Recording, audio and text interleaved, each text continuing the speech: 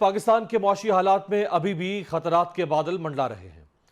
आलमी बैंक ने पाकिस्तान को कर्जे के बोझ के हामिल गरीब ममालिक की फहरिस्त में शामिल कर लिया है।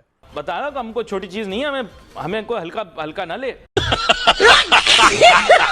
वर्ल्ड बैंक ने खबरदार करते हुए कहा है कि पाकिस्तान का 2027 तक कर्जा GDP के 89.3% तक पहुंच सकता है। आपने सबसे पहले घबराना नहीं है। ये कोई नई बात तो नहीं है। यानी एक तरफ जब खबर ये आ रही है कि वर्ल्ड बैंक से सबसे बड़ा कर्जा लेने वाला मुल्क जो वो पाकिस्तान है, तो फिर दूसरी खबर तो ये आएगी कि वर्ल्ड बैंक ने पाकिस्तान को गरीब भी कह दिया है और सबसे जो मकरूज भी कह दिया है, उस लिस्ट में शामिल कर लिया है। सलाम है उन अजीम लीडरान को जिनकी 75 साल अंत तक मेहनत से पाकिस्तान आज मकरूज और गरीब ममालिक की फहरिस्त में शामिल हुआ। कहने के लिए शब्द नहीं है। नमस्कार दोस्तों, आपका बहुत बहुत स्वागत है डिफेंस एक्सपर्ट के एक नए वीडियो में। वीडियो को लाइक कीजिए, चैनल को सब्सक्राइब कीजिए और बेल आइकन दबाइए ताकि हमारी हर वीडियो की नोटिफिकेशन सबसे पहले आपको मिल सके। अभी हाल फिलहाल में पाकिस्तानी ये बोल रहे थे कि हमारा रुपया डॉलर के मुकाबले मतलब रुपये की वैल्यू बढ़ रही है। मतलब डॉलर में अगर 1-2 रुपया पाकिस्तानी कम हो जाए तो डॉलर को क्या ही फ़र्क पड़ने वाला है। ये बात तो अपनी अलग जगह है, वो सबको पता है कि कोई फ़र्क नहीं पड़ेगा क्योंकि डॉलर लगभग 300 रुपये चल रहा है। 280-90 तो इसका नॉर्मल है, वो हमेशा चलता है और ब्लैक मार्केट में पाकिस्तान में इसकी कीमत लगभग 325 रुपये से भी ऊपर है। तो अब पाकिस्तानी रुपये और डॉलर, ये लोग को लगता है कि अगर 1 रुपया पाकिस्तानी बढ़ जाए तो डॉलर की वैल्यू घट जाएगी, इनको यही लगता था। अभी ये लोग कह रहे थे कि हमारा रुपया बहुत ऊपर जा रहा है, अब डॉलर तक को पछाड़ देगा। मतलब ये लोग सपने देखते हैं कि डॉलर को पाकिस्तानी रुपया पछाड़ देगा। अब वर्ल्ड बैंक ने एक सर्वे जारी किया है जिसमें पाकिस्तान को एक तरह से कहा जाए कि ये भिखारी मुल्क है। मतलब एक शब्दों में बस इसे भिखारी के अलावा कुछ नहीं बोला जा सकता। पाकिस्तान में इतनी बड़ी बड़ी बातें हो रही थी कि हमारा रुपया ऊपर जा रहा है। जैसे वर्ल्ड बैंक की रिपोर्ट आई, पाकिस्तान के सारे एंकर सब अब उसके बारे में बात ही नहीं कर रहे हैं कि भाई क्या हो रहा है, हमारा रुपया कहाँ गया। तो आइए इस मज़ेदार वीडियो को हम लोग देखते हैं। आलमी बैंक का कहना है कि पाकिस्तान के अरकान पार्लियामेंट, काबीना के अरकान, वज़राए खजाना, काबीना कमेटी और कायमा कमेटियों के मेंबरान टैक्स पॉलिसी को मुरत्तब करने में ज़बरदस्त असर व रसूख इस्तेमाल करते हैं, जिससे इस्लाहात में रुकावट आती है।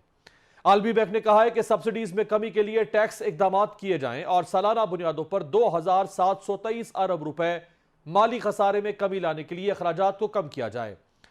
आलमी बैंक के मुताबिक पाकिस्तान को हाई लिक्विडिटी रिस्क, कम ज़र मुबादला के ज़खायर, गैर मुस्तहकम सियासी माहौल और बैरूनी अकाउंट्स के झटकों के मुतादिद खतरात का सामना है।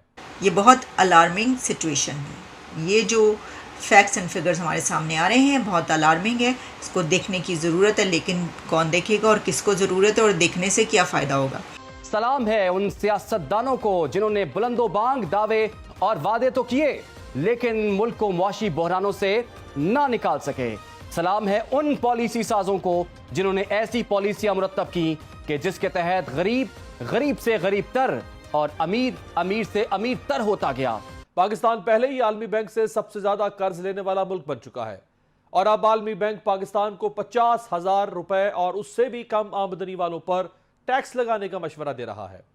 यह मशवरा महंगाई की चक्की में बुरी तरह पिस रहे पाकिस्तान के गरीब और मुतवस्सित तबके का गला घूटने के मुतरादिफ होगा। बिजली, गैस और पेट्रोल की कीमतों में मुसलसल पहाड़ जैसे इजाफे का असर मुल्क के कम आमदनी वाले तबके को बराह रास्त मुतासर कर रहा है। आटा, चीनी, घी, तेल और हत्ता के सब्जियां भी लोगों की कुव्वत खरीद से बाहर हो चुकी हैं। वर्ल्ड बैंक की पाकिस्तान अपडेट रिपोर्ट में इंकशाफ हो चुका है कि माली साल 2023 में 39.4% अफराद के खते गुर्बत से नीचे पहुंच जाने का खदशा है। 12.5 लाख मजीद पाकिस्तानी मुल्क की लोअर मिडिल आमदन की हद से नीचे आ गए हैं। एक ज़रूरी मुल्क होने के बावजूद पाकिस्तान तेजी से खुराक के बहरान की तरफ भी बढ़ रहा है। हालात यह है कि आलमी इदारा सेहत के मुताबिक पाकिस्तान में 5 साल या उससे कम उम्र के 40% से ज्यादा बच्चे नशोनुमा रुकने यानी स्टंटिंग का शिकार हैं। IMF तो पहले से ही कह रहा है, अब वर्ल्ड बैंक भी कह रहा है। फिर आप ये कहेंगे कि उसके तो हेड ही अजय बंगा है, वो तो हेड जो है वही इंडियन है, तो हम कैसे मान लें, ये तो हमारे पर जानबूझ के ऐसा हो रहा है। तो अभी मैंने आपको खबर बताई कि सबसे ज़्यादा कर्जा भी फिर अजय बंगा ने ही आपको दिया, यानी वर्ल्ड बैंक ने आपको दे दिया। ऐसा होता तो फिर वो आपको कर्जा ही ना देते। तो इस तरह नहीं देखा जा सकता। कोई इस तरीके से नहीं होता कि इतनी आगे जाकर जो है किसी कंट्री के ख़िलाफ़ ऐसा कुछ करे। मसला ये है कि जो वो अपने घर में सफाई कर लेनी चाहिए, मंजी थल्ले डांग फेर लेनी चाहिए। कोई इस तरह की बात की जाती है, पता नहीं ये सही बात है या नहीं है, लेकिन मैंने कह दी है। तो अजय बंगा हूँ या कि सुंदर पिचाई हूँ गूगल पर, या फिर पूरी दुनिया की जो टेक कंपनीज है उसके ऊपर जो इंडियन यूथ रूल कर रही हो वो हो, आप दुनिया में कहीं पर भी जाएंगे, आप अमेरिका में किसी तरफ भी निकल जाएंगे, जहाँ पर भी पॉलिसीज़ बन रही हैं दुनिया में, वो सब की सब पॉलिसीज़ बनाने में जो सफ़े अव्वल पर आपको लोग नज़र आएंगे, उनमें इंडियंस भी बड़ी तादाद में शामिल हैं। तो कहाँ कहाँ से भागेंगे? जब इनसे पूछा जाता है कि क्या आप जानते हैं कि आपके दौरे हुकूमत में आटा, घी और चीनी की कीमतों में तारीखी इजाफा हुआ, तो कहते हैं नवाज शरीफ के दौरे हुकूमत में इन्हीं अशिया की कीमतें कम की। अफसोस के नून लीग रहनुमा और साबिक वज़ीर आज़म का 16 माह का दौरे हुकूमत ऐसा था कि उनकी अपनी जमात भी इसका बोझ उठाने को तैयार नहीं। ये वही PDM है जो इख्तिदार में आने से कबल ये दावा करती थी कि वो इख्तिदार में आते ही ना सिर्फ महंगाई खत्म कर देंगे बल्कि 6 माह में मुल्क की मईशत को बेहतर करेंगे। और फिर आपको मौका मिला, 6 माह नहीं बल्कि पूरे 16 माह आवाम ने आपको मौका दिया, मगर आपने आवाम को खुशहाल करने के लिए कुछ भी नहीं किया, लेकिन आवाम को ख्वार करने के लिए बहुत कुछ किया। आप और आपके काबिल टीम ने 185 रुपए वाला डॉलर 287 रुपए का किया। आप और आपकी बेहतरीन मुआशी टीम ने 400 में मिलने वाला 10 किलो का आटे का थैला 1400 रुपए का किया। आपकी बेहतरीन मुआशी टीम की बेहतरीन कारकर्दगी के बायस महंगाई की शरह 31% तक जा पहुंची। PIA और स्टील मिल की निचकारी होने जा रही है। लाखों नौजवान मुल्क छोड़कर बाहर जा चुके हैं और ये सिर्फ अवाम नहीं कह रही बल्कि आप खुद भी तस्लीम कर चुके हैं कि आपने महंगाई के अलावा कुछ नहीं। तो जनाब, आलमी बैंक के मुताबिक पाकिस्तान को हाई लिक्विडिटी रिस्क और इसके अलावा कम ज़र मुबादला के ज़खायर, फिर फॉरेन रिजर्व्स तो आपको पता ही रहते ही नहीं है, कभी 75 सालों में हमारा ख़जाना खाली रहा है, और इसके अलावा जो डिस्टेबलाइजेशन है, अनस्टेबल सिचुएशन जो है, और बैरूनी अकाउंट्स के झटकों के मुतादिद खतरात का सामना है। देखें, वो कहते हैं कि अक्ल जो है ना वो बादाम खाने से नहीं आती, ठोकर खाने से आती है। बिल्कुल। लेकिन हमारा अलमिया ये है कि हमें ठोकर खा के भी अक्ल नहीं आ रही, और आपका मसला वो बन गया कि 1 step forward and 2 steps backward. अच्छा। आप 1 कदम आगे उठाते हैं, 2 कदम आप पीछे ले जाते हैं।